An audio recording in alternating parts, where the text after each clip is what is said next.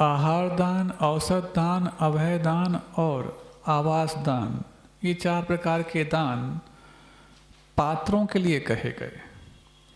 लेकिन कथनचित देखा जाए तो अनेकांतिक इतनी सुंदर व्यवस्था है जिन शासन में कि इसको आवास दान का भी रूप दिया जा सकता है, इसको ज्ञान दान का भी रूप दिया जा सकता है, इसके लिए आहार दान का भी रूप दिया जा सकता, तो औषध दान का भी रूप दिया जा सकता।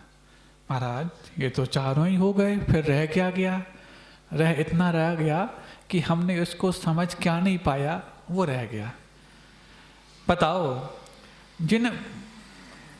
जिनालयों के लिए हम कोई भूमि दान कर रहे हैं, उन जिनालयों में यदि पात्र कौन होते हैं ये पहचान हो सके, पात्रों के लिए हम क्या दे सकते हैं, अनुग्रहार्थम सत्साति सर्गो दानम, ये सूत्र मिल सके। औषधि दान भी हमारे जीवन में जन्म जरा मृत्यु जैसे रोगों के निरसन के लिए भी कारण बन सकता है। आहार दान क्षुधा रोग विनाशनाय, इसकी एक बहुत बड़ी व्यवस्था बना सकती है। आवास दान, अरे उन घरों में जहाँ पर पाप का वर्धन होता है, वहाँ पर यदि परिग्रही के लिए हमने यदि वो दे दिया तो वो दान नहीं माना जाएगा, वो तो हमारा कुत्सित भोग भूमि के लिए जाने का एक उपाय माना जाएगा। लेकिन जहाँ पर हमने यहाँ पर आकर के जो स्कूलों में सीख करके आते हैं, उनको भी धो जा सके, उनको भी ठीक ठाक किया जा सके, उनके लिए भी एक सही दिशा दी जा सके, ऐसी व्यवस्था बताई जाती है।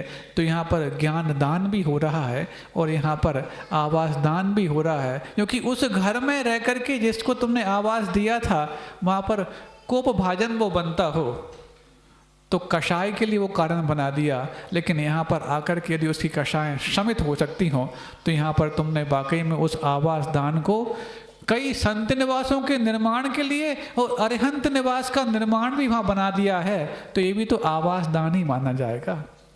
संत निवास के लिए यदि कोई दान करता है तो उसको आवास दान बोलते कि नहीं बोलते? तो जहाँ पर संत अरिहंत बनने जा रहे हैं और साक्षात अरिहंतों के लिए दिया जा रहा, तो क्या वो आवास दान नहीं माना जाएगा? जो कि 6ठे गुणस्थान से लेकर के और 14वें गुणस्थान तक के सारे संत ही माने जाते हैं। ये बात अलग है कि एक अरहंत माने जाते हैं और एक निर्ग्रंथ माने जाते हैं, और उनके लिए भी यदि दिया है तो ये आवास दान की कोटि में भी आएगा, बल्कि आवास दान का एक परंपरा से द्योतक माना जाएगा। इस दृष्टि से लगाएं तो चारों दान संभव हैं, नहीं तो फिर ये कहा जाए कि ये तो सिर्फ सत्पात्रों के लिए दिए जाते हैं। और सत्पात्रों में कौन आते हैं? उत्तम पात्र में मुनि महाराज, मध्यम पात्र में एलक क्षुल्लक आरिकाएं, और जगन पात्र में साधर्मी सम्यक दृष्टि इत्यादि। तो इन पात्रों की दृष्टि से इन 4 की व्यवस्था बना दी। लेकिन ये सारे के सारे पात्र जहाँ पर अपनी पात्रता बढ़ाते हैं, यदि उनके लिए यदि जिनालय के लिए भूमि दान की जा रही है, अथवा वो यहाँ के अच्छे से धर्म ध्यान कर पाएँ उसके लिए दान दिया जा रहा है, तो इनडायरेक्टली चारों दानों का ही समर्थन किया जा रहा है, ऐसा।